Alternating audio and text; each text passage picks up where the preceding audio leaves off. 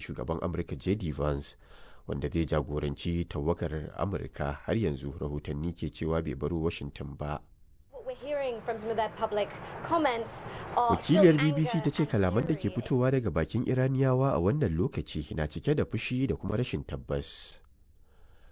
Ƙungiyar agaji ta Red Crescent ta ce Falasɗinawa biyu ciki har da wani yaro mai shekara 13 sun mutu a wani hari da Yahudawa 'yan kama guri zauna suka kai a yankin West Bank na Isra'ila. The Palestinian Red Crescent says 4 other people were Wakilin injured by BBC ya ce gunfire. kungiyar agajin ta Red Crescent da ke Falastinu ta ce an jikkata karin wasu mutane 4 da harbin bindiga inda aka kai su asibiti a ƙauyen Almugayyir. Magajin garin ƙauyen ya ce sojojin Isra'ila ne suka kai harin, sai dai rundunar sojin Isra'ilan ta ce tana gudanar da bincike. A ƙarshen watan da ya gabata, Majalisar Ɗinkin Duniya ta ce ana samun kusan hare-hare 6 a kowace rana daga Yahudawa 'yan kama guri zauna. Kotun kolin Turai ta ce dokokin haramta auren jinsi da dangoginsa a Hungary sun saba wa dokokin kungiyar tarayyar Turai inda ta buƙaci ƙasar da ta soke su.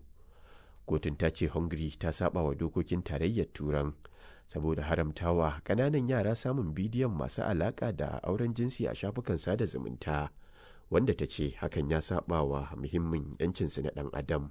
It is a blow to the outgoing far-right Prime Minister, Viktor Orban. Wakiliyar BBC ta ce wannan koma baya ne ga Firayim Ministan kasar Viktor Orban, wanda ya haramta wa yara jin kalamomin auren jinsi da sauya jinsi a shafukan sada zumunta. Wani abu da ya soke dokar 2021 da ta bayar da damar hakan. To labaran duniyar na zuwar muku ne daga nan sashen Hausa na BBC. Papa Roma Leo ya isa Equatorial Guinea a wani bangare na rangadin da yake yi a nahiyar Afirka. Yayin da jirginsa zai taso daga Angola, shugaban cocin Katolikan ya yi addu'a tare da tunawa da wanda ya gada Papa Roma Francis, wanda ya zo daidai da shekara guda da zagayowar ranar mutuwarsa. Yayin rangadin nasa ya je kasashen Kamaru da Algeria inda ya yi wasu kalamai da suka kasance mafi tsauri da ya yi tun bayan fara jagorancinsa a tsawon shekara guda. A ranar Alhamis ɗin da ta gabata ma ba tare da ya ambaci kowa ba, Papa Roman ya ce duniya na fuskantar lalacewa daga hannun wasu 'yan kama karya. Masu gabatar da ƙara a Najeriya sun gurfanar da wasu mutane 6 bisa zargin yunkurin kifar da gwamnatin Bola Tinubu a shekarar da ta gabata. Takaddun da aka shigar a gaban babbar kotun tarayyar da ke Abuja sun nuna cewa waɗanda ake tuhumar sun haɗa da wani tsohon manjo janar da kuma wani jami'in ɗan sanda. A bara ne dai gwamnatin Najeriya ta fara yin watsi da jita-jitar yunkurin juyin mulkin, amma a watan Janairu sojoji suka sanar da cewa za a gurfanar da wasu mutane da aka kama a gaban kotun. Tun bayan samun 'yancin kai daga Birtaniya a shekarar 1960, an samu juyin mulki da dama a Najeriya kafin a dawo mulkin farar hula a shekarar 1999. To ƙarshen labaran duniyar kenan daga nan sashen Hausa na BBC. Da gaida Ahmad Kabo Idris da labaran duniya.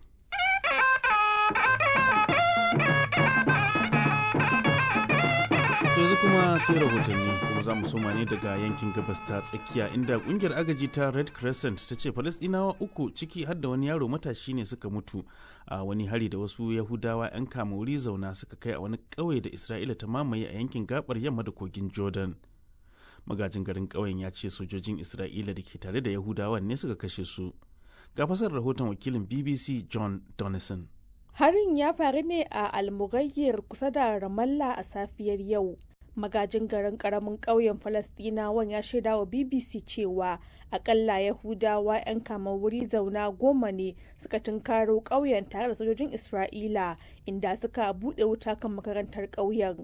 Ƙungiyar agaji ta Red Crescent ta Falasɗinawa ta ce an harbe wani yaro ɗan shekara 13 da wani mutum mai shekara 30 har lahira.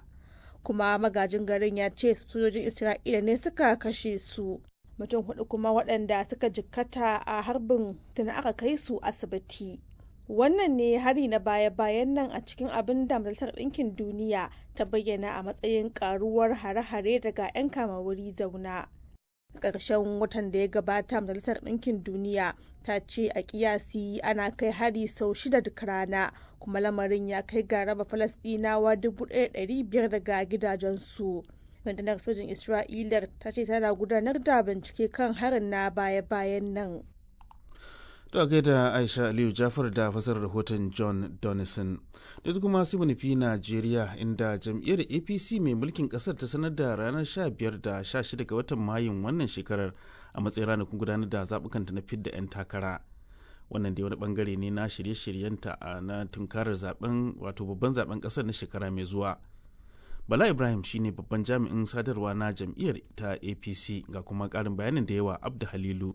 Wato ba wai kawai shugaban ƙasa ba, dukkanin 'yan takara daga shugaban ƙasa, gwamna, 'yan majalisar tarayya, 'yan majalisar jiha, dukkaninsu za a fara shirye-shirye na saida musu da fom, sannan kuma a tantance a fidda 'yan takara, a kuma tabbatar cewa an yi adalci a tsarin. A baiwa duk wanda yake jin ya cancanci ya tsaya takara kuma ba a bashi dama ya tsaya takara ba kuma yana jin ba a yi adalci ba a shirin a bashi dama domin ya bayyana korafin da yake da shi a duba a gani kafin a je zaɓe. Waɗannan su ne abubuwan da jam'iyyar ta sa a gaba yanzu za ta yi kuma da ƙarfin Allah cikin lokacin da hukumar zaɓe ta bada. Kama wani tsari ne kuka yi, za a zaɓe ne ko kuma akwai maganar sasanci? Wato idan aka lura da tsarin da jam'iyya ke bi tun daga lokacin da Sanata Bola Ahmed Tinubu ya zama shugaban ƙasa, ana fifita sulhu akan takara, ana fifita sulhu tunda yake dokar zaɓe ta ba da dama a yi sulhu, a yi maslaha, inda duk aka ga akwai yiwuwar maslaha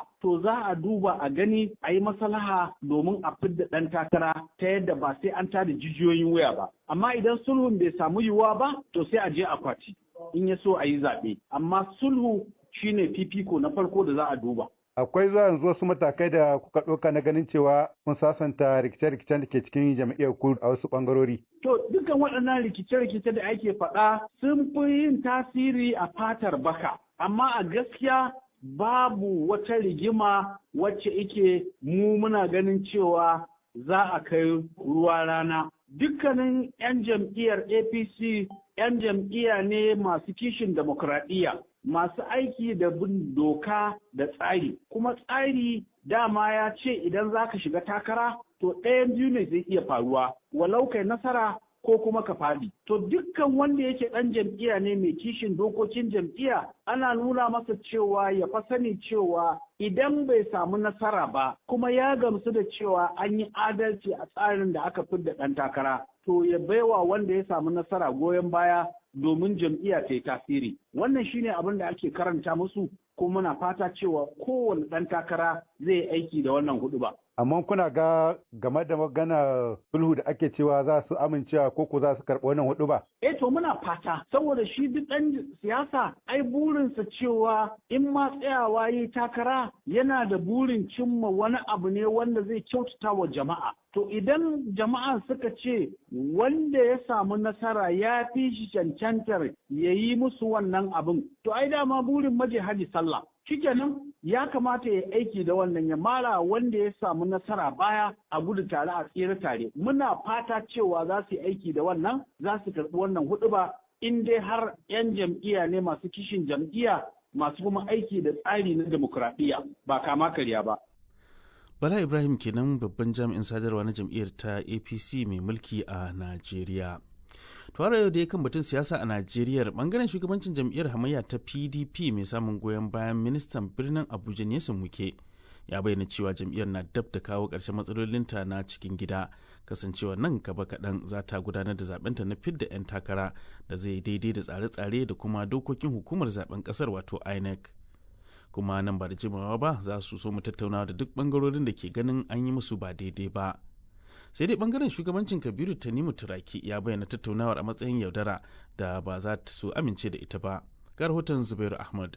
Shugaban jam'iyyar PDP Abdulrahman Muhammad da ke bangaren na ministan birnin tarayyar Najeriya Abuja Nusa Muke na cewa lokaci ya yi da ya dace a sake maido da martabar jam'iyyar da tsare-tsarenta tare da daidaita kan 'ya'yanta. Hasali ma dai ministan birnin tarayyar Abuja Nusa Muke ya ce a shirye suke su tabbatar da sun tattauna da waɗanda ke ganin ba a musu daidai ba a jam'iyyar, cika kuwa har da waɗanda suka barta zuwa wata jam'iyya ta daban domin su zo a haɗe a fuskanci manyan zaɓukan shekarar 2027 masu zuwa. Sakataren yaɗa labarai na kwamitin riƙon ƙwarya ƙarƙashin Muhammad Abdulrahman da Samuel Anyawu waɗanda Wuke ke goyon baya, Muhammad Jangudu Haruna ya ce lokaci yayi da kowa zai kai zuciya nesa idan har ana son ci gaban jam'iyyar. To wannan kira da aka yi jiya wadda shugaban jam'iyya da kuma jagoranmu na ƙasa gaba ɗaya wato ministan Abuja, abu ne wanda yake nuni da cewa dama mu ba koran mutane muka zo yi ba. Mun zo ne na cewa a zo a haɗa kai amma akan doro na tsari na kundin. Tun farko kun rasa wasu jigajigai har sun koma jam'iyyar ADC, gashi kuma wasu na ganin kamar tagomashinta yana so ya zarta wannan jam'iyyar da rikici ya riga ya da bai ta PDP. A'a, rigingimu a cikin jam'iyyar PDP ina gaya maka kashi 90 daga cikinta